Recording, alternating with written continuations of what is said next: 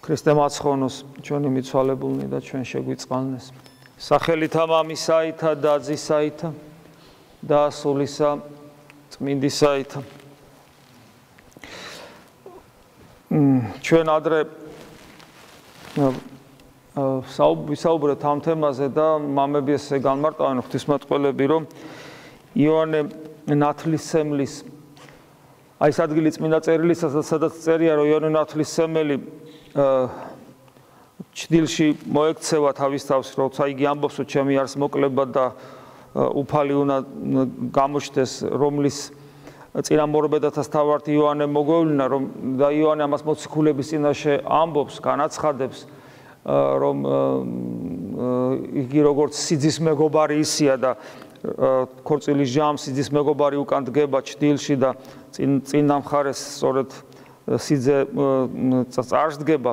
აი სწორედ ამგვარი უნდა იყოს მოძღვრების ჩვენი სასულიერო პირების დამოკიდებულება ჩვენი მსახურებისადმი, რომ არ მოხდეს ის, რომ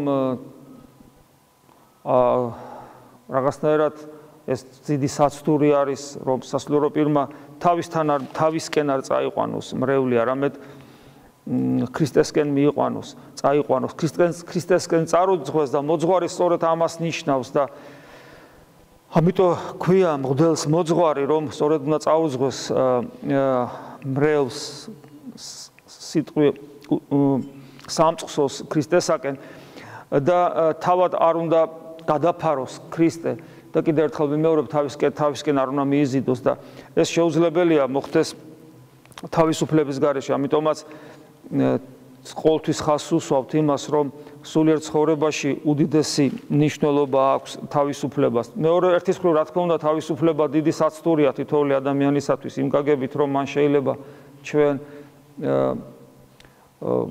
სწორ გზიდან გადაგვახვევინოს. მაგრამ მეორეს მხრივ, თავისუფლების გარეშე შეუძლებელია ქრისტესთან მიახლება. უფალი ბრძანებს, რომ ჭეშმარიტება შეიცანით და ჭეშმარიტება გაგანთავისუფლებთ. ჭეშმარიტების ანუ ქრისტეს შეცნობა და თავისუფლება. თავისუფლება და ქრისტეს შეცნობა. ეს ორი ისეთი რამ არის, რომელიც ერთმანეთისგან დამოუკიდებლად ჩვენი ცხოვრების საქმეში ვერ და არ იარსებებს. და დღევანდელ სახარებაშიც კვლავ იოანე ნათლისმცემლის გახსოვთ, როცა მოციქულები ეკითხებიან ქრისტეზე, იოანე ნათლისმცემელი პატიმრობაშია მაშინ და იოანე ნათლისმცემელი აგზავნის მათ და კიდევ ერთხელ აკითხვინებს, შენ ახარ თუ სხვას უნდა მოველოდოთ. უცნაურია ეს კითხვა. ამ თემაზე ძალიან ბევრი განმარტება არსებობს და ალბათ ბოლომდე ამომწურავი ვერც ერთი ვერ იქნება, იმიტომ რომ ძალიან უცნაურია იოანემ, რომელმაც თავად დაამოწმა და მას სული წმინდისაგან ეცნობა და ეუწყა, რომ სწორედ ვინ იყო განხორციელებული მესია, რომელმაც თავად დაამოწმა იორდანეზე, რომელმაც თავად იხილა სულიწმინდა გარდამომავალი მტრედის სახის, რომელმაც თავად ნათელსა პირობითად, თორე თავად მიიღო ნათელი ღვთისაგან, როგორც არის დიალოგი მასა და ქრისტეს შორის გახსოვთ წმინდა წერილიდან. ამ დროს იოანე უცნაურ რამეს აკეთებს. მოწაფეები, რომლებისთვისაც თვითონ იოანე ავტორიტეტი და არა სხვა, მათ შორის ქრისტეს არ არის ჯერ ავტორიტეტი, მხოლოდ იოანე ავტორიტეტი და ეკითხებიან თავიანთ მოძღვარს. ავტორიტეტს ამ შემთხვევაში.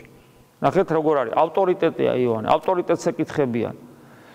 და უფალი იოანე ნათლისმცემელი თავისი ავტორიტეტით არ უდასტურებს, არ ეუბნება, არ უმტკიცებს, არ განამტკიცებს, არამედ ეუბნება, წადით და კითხეთ. შენ ახარ თუ სხვას უნდა მოველოდოთ. აი აქაც ჩანს სწორედ ის დამოკიდებულება, რაც წეღამ თქვი, რომ იოანე თავისი ავტორიტეტით არ ფარავს ქრისტეს, ეს ერთი და მეორე, არც თავისი ავტორიტეტით ადასტურებს თუ ვინ არის იესო ქრისტე. არამედ მათ აძლევს თავისუფლებას, რომ მათ თავად შეიცნონ, თავად გადაწყვიტონ და თავად მიიღონ ის გადაწყვეტილება, რომელიც იქნება მათთვის მაცხოვნებელი ან დამღუპველიც კი შეიძლება. დარჩნენ ან არ დარჩნენ ქრისტესთან. და მიდიან ისინი უფალთან. საინტერესოა თვითონ უფალი როგორ უჩვენებს თავის თავს ამ შემთხვევაში. და გახსოვთ, მე თვითონ უფლის სიტყვები წადით და უთხარით იოანეს.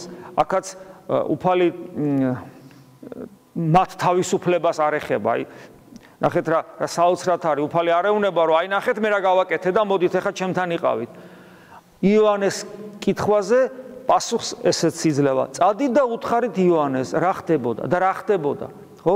ბრმები ხედავენ, ყრუთა ესმით, მკეთროვანები განიწმინდებიან, მკელობლები ანუ კოჭლინი დადიან, სულით გლახაკთა ეხარების და ეს ყველაფერი ხო სულიერი თვალით არის ჩვენთვის დასანახავი. ანუ ჩვენ ეკლესიაში უნდა ვეძებდეთ არა ავტორიტეტებს, მოდი ესე ვთქვა, თუნდაც წმინდა მამების სახით, არამედ თავად ქრისტეს. ხოლო ქრისტეს შემეცნება როგორ ხდება? იმ ნაყოფით, რასაც მაცხოვარის ჩვენთან ყოფობა იძლევა. რა ნაყოფს იძლევა? ის რომ სულიერად ბრმები ხედავენ. ის რომ ადამიანებს, რომლებსაც ოდესღაც არ ესმოდათ ღვთის სიტყვა ესმით. ის რომ ადამიანები ვერ ვიდოდნენ როგორც ჭეშმარიტად ღვთის ხატნი და მსგავსნი, ჭეშმარიტად ადამიანი ვერ ვითარდებოდნენ სულიერად, ანუ მკელობელნი იყვნენ და ისინი უკვე დადიან, სწორად მიდიან ღვთისაკენ. კეთროვანი, რომლებიც, ანუ ადამიანები, რომლებიცაც სულიერ კეთრზეა საუბარი, რომლებიც დაზიანებულნი ვართ, დაზიანებულნი, ათასგვარი ვნებებით, არა ჯანსაღი მიდრეკილებებით, როცა ჩვენში უფრო დემონური და პირუტყული მიდრეკილებები ჭარბობს, ვიდრე ის, რაც ღვთის ხატსა და მსგავს უნდა ქონდეს და ესეთი ადამიანები იწმინდებიან. და სულით გლახაკნი, როცა ადამიანს მართლაც რა აქვს ამ ქვეყანაზე, ცარიელი მოდის და ცარიელი მიდის, შეიძლება ასე ითქვას. ვერაფერი ვერ მოაქვს და ვერაფერი ვერ მიაქვს ამ სამყაროში. უпроსორად რასთავარია ვერ მიაქვს ამ სამყაროში საკუთარი. და ეს სიგლახაკეს, რომელიც დანახულია თავად ამ ადამიანთა მიერ და შემდგომში როცა ამ ადამიანებს ეხარება და ეს ადამიანები ბედნიერნი ხდებიან. აი ეს ნაყოფი, სულიწმინდის ნაყოფები, რომლებიც ეკლესიაში უნდა ვლინდებოდეს, აი სწორედ ამით ხდება საცნაური თუ ვინ არის იესო ქრისტე. ამით ხდება დანახვა სწორედ ქრისტეში, ჩვენში, მაშინაც და ჩვენშიც. თორემ მაშინ აქ რომ გარეგნულ სასწაულებზე არ არის საუბარი უბრალოდ, თუმცა უფალი რა თქმა უნდა ამ სასწაულებსაც ჩადიოდა, ეს იქიდანაც ჩანს და უბრალოდ ხორციელი თვალით დანახვას რომ მნიშვნელობა არ აქვს, პრინციპული ჩანს იქიდანაც რომ აი იმ ყველაფერს, რასაც უფალი იქმოდა, ხო მაშინდელი ფარისეველნიც, მწიგნობრებიც, ანუ განათლებული და რელიგიური ადამიანებიც ხედავდნენ, მაგრამ ისინი ხო ქრისტესთან არ მისულან. ესეც არის ხო დღეს დღევანდელ წმინდა წელში ამაზეც იყო აქცენტი. ხედავენ, მაგრამ არ იღებენ. არც იოანე ნათლისმცემლის შეგონებას არ იღებენ. სინანული არ აქვთ და იმიტომ ეს ხაზგასმული იყო. სინანული ანუ არ აქვთ სურვილი შინაგანი ცვლილებისა, არ აქვთ სურვილი მეტამორფოზისა. ისინი რატომ? იმიტომ რომ თავდაჯერებულნი და თვითკმაყოფილნი არიან. ხშირად არის ხოლმე რომ აი ადამიანები როცა მოდიან თქვა და ვესაუბრებით, როცა ადამიანებს აქვთ გულგრილი სარწმუნოება, როცა ადამიანები წლების და წლების განმავლობაში მუდმივად იწყებენ სულიერ ცხოვრებას და ვერ აღრძელებენ, ხო? ეს სამწუხარო მაგალითები არის ამის ძალიან ბევრი. ჩვენ ხშირად ვეუბნებით ადამიანები, რომლებსაც წლები ეკლესიურად ცხოვრობენ და მათი სულიერი ცხოვრება, მათი სულიერი მდგომარეობა ძალიან კარგად ვლინდება მათ აღსარებაში, როდესაც უმთავრესი მტერი მათთვის არის რაღაც გარკვეული ცოდვები, რომელსაც ჩამოთვლიან ხოლმე და მათი აი ამ აღსარებაში არ ჩანს მათი მიზანი, ანუ ქრისტე არ აჩანს და მათი ყველაზე მთავარი მტერი ის უუნარობა დაცემული ბუნებისა, რომელიც არ გვიშვებს ჩვენ ღმერთისაკენ. და როცა ჩვენი რელიგიური ცხოვრება, სულიერი ცხოვრება, რელიგიური ცხოვრება გადაქცეულია რაღაც ჩვენ წვრილმან ცოდვიან გამოვლინებებთან კინკლაობაში, რომ ვებძვით, ვერ ვამარცხებთ, ვერც დაამარცხებ, იმიტომ რომ ეს შენახარ და მიზანი არ არის ამ კინკლაობაში საკუთარ პატარ-პატარა ცოდებთან და ვნებებთან და მიზანი დაკარგულია. ხო და როდესაც აი ადამიანებს უჭირთ აი ეს სწორი ხედვა სარწმუნოებრივი, როცა ადამიანები ჩაკეტილი არიან თავის თავში, როცა ადამიანები ქრისტეს ვერ ხედავენ და ვერ ხედავენ იმიტომ, რომ ნაყოფს ვერ ხედავენ. ნაყოფს სად? ეკლესიაში, ჩვენთან, აქ. და ნაყოფი კიდევ ერთხელ ვიმეორებ არის ისაც უფალმა ჩამოთვალა, როცა ჩვენ უნდა ვიყოთ სულიერად თვალხილულნი, უნდა გვესმოდეს ღვთის სიტყვა, ეს უნდა ვლინდებოდეს ჩვენ სწორ სიარულში, აღარ უნდა ვიყოთ მკელობელნი და რას თავარია განვიწმინდოთ კეთროვნებისაგან, ანუ ნელ-ნელა უნდა დავემსგავსოთ თავად ჩვენს მაცხოვარს იესო ქრისტეს და ვიყოთ გახარებულნი მიუხედავად ჩვენი სულიერი სიგლახაკისა. და რა თქმა უნდა, ლომის წილი აქ ჩვენ სასულიერო პირებზეა, როცა ჩვენ სწორედ ეს უნდა შევძლოთ, ადამიანებს მივცეთ საშუალება, ჩვენ მიმართულება მივცეთ და თვითონ დაინახონ. თუ ვინ არის ქრისტე, თუ სად უნდა ეძებონ ქრისტე, თუ რა ნაყოფებში ვლინდება მაცხოვარი და საბოლოო ჯამში თვითონ გააკეთონ არჩევანი. და როცა ადამიანი აი ასე ამგვარად თვითონ გააკეთებს არჩევანს, როცა ადამიანი არ იქნება შეზღუდული მოძღვრის ავტორიტეტით, როცა თითქოს რკინის მარწუხებში მოაქცევს ხოლმე ზოგიერთი თქვა სამწუხაროდ არის ეს საცდური ყველა თითოეულ ჩვენთან გასააკ, რომ რკინის მარწუხებში მოაქციო ადამიანი გასაქანი არ მისცე, ესე იგი ყველაფრით რეგლამენტირებული გახადო მისი ცხოვრება, საით გაიხედოს, რა წაიკითხოს, ვისთან იმეგობროს, რა ინტერესები გქონდეს, აბსოლუტურად ეს ფაქტურად ტოტალიტარულ სექტის თვისებებს იძენს უკვე ესეთი ურთიერთობა მოძღვართან. კი, შეიძლება ესეთმა ადამიანმა არსად არ გადაუხვიოს. კი, შეიძლება ასეთმა ადამიანმა რამე მძიმე ცოდვაც არ ჩაიდინოს. მაგრამ იქნება კი ესეთი ადამიანი გამარჯვებული ქრისტეში. როცა ჩვენ ადამიანს შეცდომის უფლებას არ ვაძლევთ, დამარცხების უფლებას არ ვაძლევთ, წაქცევის უფლებას არ ვაძლევთ. კარგად ამბობენ ზოგიერთი ღვთისმეტყველები ძალიან ისე კარგად, რომ მეომარი თუ არ იომებს, არასოდეს არ დამარცხდება. ნიჭიერი მეომარი წარმოიდგინეთ, არასოდეს არ იომა, არასოდეს არ დამარცხდება. ძალიან კარგი, მაგრამ არც არასოდეს იქნება იგი გამარჯვებული. ჩვენი ცხონების გზა გადის სწორედ აი ამ დაცემებზე და წამოდგომებზე, დამარცხებებზე. რომელიც ტვირთვა ჩვენ უნდა შევძლოთ. ამისათვის ჩვენ გვჭირდება თავისუფლება. ჩვენ ვართ პასუხისმგებელი, თითოეული ჩვენთაგანი ცხონდებით თუ არ ცხონდებით და ამ პასუხისმგებლობას ჩვენ სხვას ვერ ავკიდებთ. და აი ხო გენებით დღევანდელი სახარება ამის საოცარ მაგალითს იძლევა. იოანე, რომელიც იმისთვის მოევლინა, რომ დაემოწმებინა თუ ვინ არის იესო ქრისტე. სწორედ ამის გამო ის ყველაზე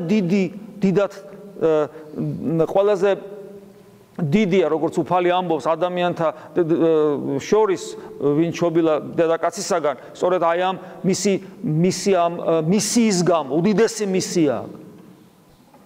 და ამ დროს სწორედ არ უარს ამბობს იგი, რომ გახდეს ავტორიტეტი. წადით და კითხეთ. წავიდნენ და უფალმა აჩვენა ნაყოფი. და ვინც ამ ნაყოფს დაინახავდა, ის ხდებოდა ქრისტიანი და უამრავი ადამიანი ამ ნაყოფს ვერ ხედავდა, ისე როგორც სამწუხაროდ დღეს შეიძლება ეს ნაყოფი ჩვენ ვერ დავინახოთ. ურწმუნო ადამიანი ვერ ხედავს ნაყოფს, რა ნაყოფი აქვს ეკლესიას, რა ნაყოფი აქვს ეკლესიურ ცხოვრებას. თუმცა ლომის წილი აქვს ჩვენს გვაქვს, როდესაც ჩვენ ამ ნაყოფებს ჩვენ შიგნით არ ვამრავლებთ და არ ხდებით ნათელი ამას ოფლის. ამიტომ აქ ორმხრივი ცოდვა შეიძლება იყოს. ერთნი ისინი, ვინც ვერ ხედავენ, იმიტომ რომ არ უნდა დაინახონ. ხოლო მეორენი ისინი, ვინც შიგნით ვართ, ვერ ვამრავლებთ ამ ნაყოფებს, რომ მათთვის დასანახავი გახდეს ქრისტე ჩვენ შორის. ქრისტე ჩვენ შორის უნდა იხილვებოდეს ჩვენი ცხოვრების წესით, ჩვენ აღარ უნდა ვიყოთ ბრმანი, აღარ უნდა ვიყოთ ყრუნი, აღარ უნდა ვიყოთ კეთროვარნი, აღარ უნდა ვიყოთ მკელობელნი და ჩვენ გლახაკთ მუდმივი სიხარული უნდა გქონდეს ღმერთის ჩვენთან ყოფობის. ღმერთმა მოგცეს ამის ძალა და მადლი. ღმერთმა მოგცეს უნარი ჩვენი ყველაზე ძვირფასი განძის, თავისუფლების, გაფრთხილებისა და მით ამ თავისუფლებით ქრისტეს მოწაფეობისა. ამინ. მადლი უფლისა ჩვენისა იესო ქრისტესი და სიყვარული ღვთისა და მამისა და ზიარება სულისა წმინდისა იყოს თქვენ ყოველთა თანა. ამინ. მადლობა მამებს, რომლებიც გვესტუმრენ და ჩვენი სიხარული, აი ამ ღამის ხალხის სიხარული გაიზიარეს და ასევე მადლობა სტუმრებს, რომელიც ჩვენი ეკლესიის მრევლის წევრები, ჩვენი ტაძრის მრევლის წევრები არ არიან და ჩვენთან ერთად იზიარებენ ამ მართლაც ღამის თითქმის სააღდგომო სიხარულს. გაიხარეთ.